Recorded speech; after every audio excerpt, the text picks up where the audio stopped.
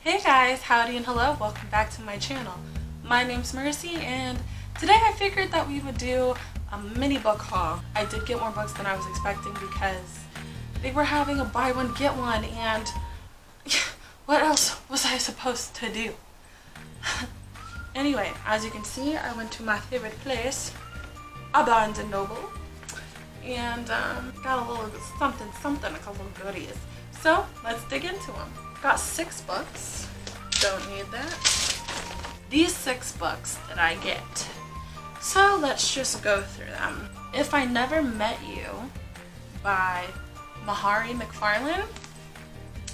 I saw this while I was preparing for the haul, and I was doing it with my friend, and I decided that we should start a book club. I'm definitely a judge a book by its cover kind of gal, and I don't know what this. You know what? This probably reminds me of the book The Wedding Date by Jasmine Sullivan, and it was so tragically awful that I needed more. Like, I've read all of those books, which, oh sorry, Jasmine Gullery. I don't know why I keep messing up people's names, but we'll get to that in a minute. But it reminded me of that, so I figured why not try another one and see if we can't get some more mindless reading. So excited for that. This one is not young adults, this one's adult. Speaking of Jasmine Gullery, she came out with another one. I did not know that this even happened. Party of Two. The last things that I remember from Jasmine Gullery was A Royal Holiday, I believe it is. Let me find out.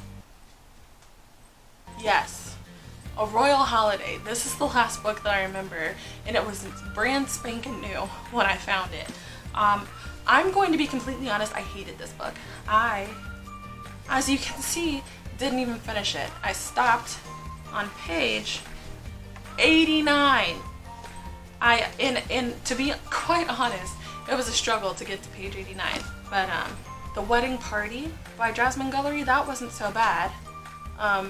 These two, the first two are around here somewhere. I believe that they're downstairs, but The Wedding Date and The Proposal, those are part of this, which I guess I should include this now. But I'm doing a book review rant on The Wedding Date, so we'll get into those a little bit more. Then the next one, Court of Thorns and Roses by Sarah J. Maas. I just kept hearing people talk about this, and I actually had somebody mention it again to me this week, so I decided why not go ahead and try it. I have never read anything from her. I've seen the books. I didn't think that it would be something that I was interested in, but you know, you never know until you try it. Don't knock it till you try it. So I will be trying this. This next book is something that I picked up as part of my buy one get one mix and match. Emergency Contact by Mary H.K. Choi. I don't know, it just looked like, I'm really big into cover art, and I've never really seen any cover art quite like it, so I'm excited to read it and find out exactly what's going on with Penny. She's heading to college in Austin, Texas, which, first of all, I'm not a big fan of Austin, but I am a fan of Dallas. Why? Because I was born there. And everybody knows when you're born in Texas, you have a crazy sense of Texas pride. Other than the fact that she's also going to college for writing. That's something else we'll get into another day. But I'm very excited to read that book. This next one, I saw. Okay, so I saw it on Books with Chloe when she was doing her readathon, and I really wanted it, first of all because of the cover. Like I said, I'm a sucker for a good cover. And then the edition that she has pink pages. It is Girls of Paper and Fire. I think I might be late. Girls of Paper and Fire by Natasha Gann. Yeah, I think I'm a little bit late to this train. Nonetheless, I'm excited. Then the last book that I got is the collector's first edition, because that's the only thing that was there. Chain of Gold by Cassandra Clare, a brand new series in the Shadowhunter world. Now, this book, I will be honest, okay, I read City of Bones and City of Ashes. I don't remember if I read City of Glass, and I can tell you right now that somebody stole my City of Bones book, okay? I took it with me when I went to London, so about like 6 years ago, and I had it on the train, and I was reading it, and I went to the bathroom, and then it was gone. So I'm like almost positive that somebody stole it. I'm very excited. There's nothing that excites me more than a book that's thick. I like my books thickum. This book is, oh boy, 582 pages, and just for reference, the Shadow Wand was 629. Now, Chain of Gold does look a little thicker than Shadow Wand, but I mean, that could be a number of things. That could be the pages, that could be the book covers. I know that this book jacket is kind of trying to fly off the handle, so we'll see about that. I hate Clary and Simon, but it is a new series, so I do think it will be interesting to see what comes of it. Okay, so let's talk movies really fast. When I watched Mortal Instruments, the ones with Lily Collins and that guy that was one of the Volturi, and that was also in Sweeney Todd. It's kind of cute, right? Anyway, but when I watched that version, I was really into it. Like, I loved it. I thought he was a perfect Jace. I thought Lily Collins was like a pretty solid Clary. And then the show came out, right? And I immediately hated it. I refused to watch it. Didn't even think twice about watching it. There's something about Kat McNamara. What? Right. There's something about her, like, I don't care for her acting style. Like, it's not her personally, because I don't know. Oh my god, and the one with Lily Collins had Robert Sheehan in it, and talk about an Irishman that I love. Like, I am nuts for Robert Sheehan. He is amazing.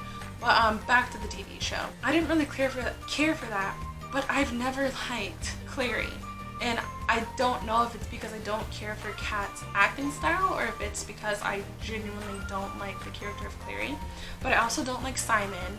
And I mean, we can get into this another time, but I dislike those two. And what I'm telling you is, I started watching the show in quarantine, when quarantine started, so maybe like in March. I know what happened.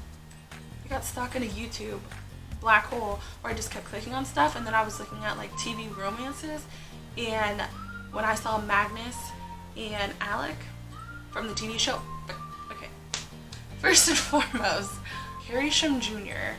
is a hero, okay? Like, I was watching stuff with Harry Shum Jr. in it when he was doing a YouTube TV show with Keena Grannis, who's one of my favorite artists. Sweetest woman, by the way, like, so talented, so amazing.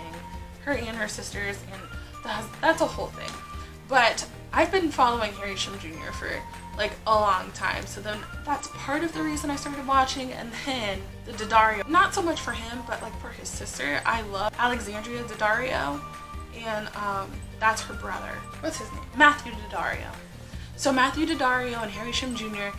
play both Alec and Magnus respectively, and I remember reading the book and thinking that I loved their romance, but them being on TV like that, I watched that whole entire thing specifically for Magnus and Alec. Like, yeah, so these are the books that I hauled for this week, and we will see how. I think that I can get through at least 3 of these. Like, well, I mean, I think that I could probably do the whole thing, because it is a readathon. It's how much you can read in, it's either 24 or 48 hours, but considering that I read a book thicker than this in 8, that leaves like plenty of time for these. So we'll see this weekend. All that to say, thank you guys for watching. I hope you enjoyed, and if you liked it, leave a comment down below. Don't forget to hit that bell notification and subscribe, and I will see you in the next one, my lovely, lovely doves.